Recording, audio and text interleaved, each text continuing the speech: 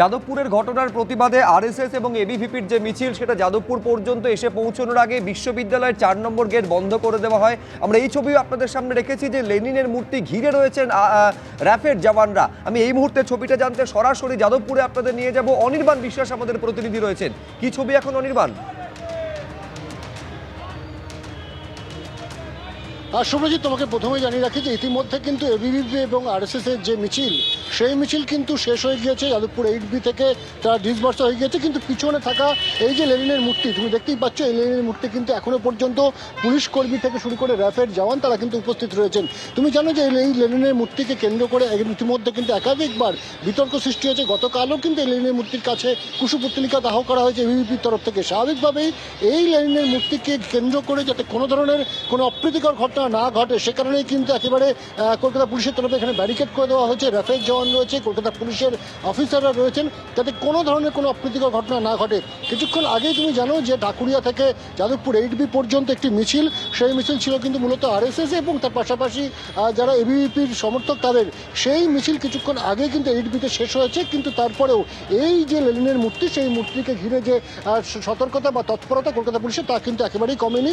বরঞ্চ তারা কিন্তু যে কোনো অপ্রীতিকর পরিস্থিতি এড়ানোর জন্য এখানে মোতায়েন রয়েছেন, যাতে এই লেনিনের মূর্তিকে কেন্দ্র করে কোনো ধরনের নতুন করে কোনো বিতর্কের সৃষ্টি না হয়। শুভ্রজিৎ, একেবারে বিতর্কের সৃষ্টি না হয় এবং তার জন্য গার্ডরেল দিয়ে ঘিরে দেওয়া হয়েছে। র্যাফের জওয়ানরাও সেখানে রয়েছেন। দেখুন, যাদবপুরে যে ঘটনা ঘটেছে তার প্রতিবাদে মিছিল, পাল্টা মিছিলের ছবি আজকে কলকাতা শহরে দেখা গেল।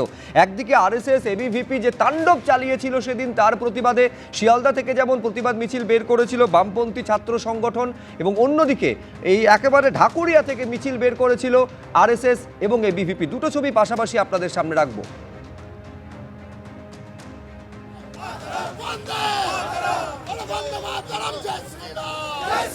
যে ছবি আপনারা দেখতে পাচ্ছেন, ঢাকুরিয়া থেকে আরএসএস এবং এবিভিপির যে মিছিল সেটা শুরু হয়েছিল এবং যাদবপুর 8B পর্যন্ত সেই মিছিল ছিল।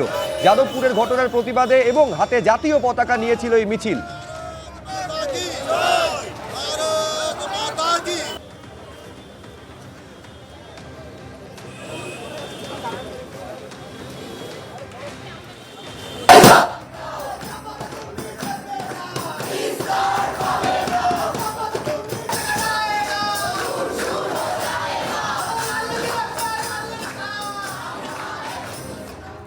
গেটের কাছে অনেক ছাত্র একদল ছাত্রদের সাথে মারপিট করছিল। গেট খোলা হয়েছিল মানে কার নির্দেশ? গেট খোলা হয়েছিল সেটা হচ্ছে কি ছবিতে কোনো দেখা পাওয়া যায়নি। কার নির্দেশে সেটা জানে, সিকিউরিটিকে জিজ্ঞেস করুন। যেটা ঝুটার পার্থপ্রতিম রায় আমার নাম তুলে দিচ্ছে, এটা আসলে ওনার বিকৃত মস্তিষ্কের পরিচয়। ওনার বিকৃত মস্তিষ্কের পরিচয়। অ্যাকচুয়ালি মনে রাখতে হবে, মেন ক্যাম্পাসের ভিতরে প্রথম বর্ষ এবং দ্বিতীয় বর্ষের ছাত্রাবাস আছে। তার কারণ কি, যে কোনো সময় টিচাররা ওখানে গিয়ে যদি কোনো গণ্ডগোল হয় থামাতে পারে। যে কোনো সুস্থ মস্তিষ্কের শিক্ষক ছুটে যাবেন, এবং আমার মস্তিষ্ক সুস্থ ছিল তাই আমি খবর পেয়ে দৌড়ে গিয়েছিলাম। যাদের মস্তিষ্ক সুস্থ নয় তারা যায়নি, তারা বিকৃত মস্তিষ্কের। পরের দিন তারা এই ঘটনা নিয়ে আমাকে মেলাইন করতে শুরু করেছে। ভাইস চ্যান্সেলর তারা নিজ দায়িত্ব পালন করেননি, রেজিস্ট্রার তার নিজ দায়িত্ব পালন করেননি। উল্টে রেজিস্ট্রার পরের দিন এই ফুটেজ বাইরে বার করে দিয়েছে, আইনের বাইরে গিয়ে। সেটা প্রাক্তন উপাচার্য, লাস্ট প্রশ্ন, এমব্লেম ভাঙার ঘটনাটা কিভাবে দেখ? এমব্লেম ভাঙার ঘটনার ফুটেজ আমি কোথাও দেখতে পাইনি, সেটা তদন্ত সাপেক্ষ। যাদবপুরের বিধায়ক তিনি যে ভাষায় কথা বলেছেন, যে ধরনের আচরণ করেছেন, গুন্ডা কারা তা গোটা পশ্চিম বাংলার মানুষ জানতে পেরেছে। রাতের অন্ধকারে যারা ভাঙচুর চালালো,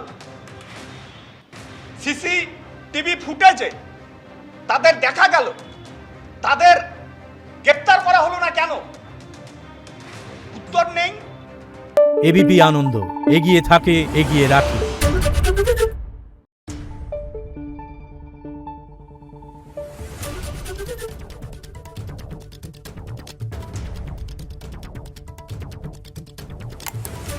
Thank you.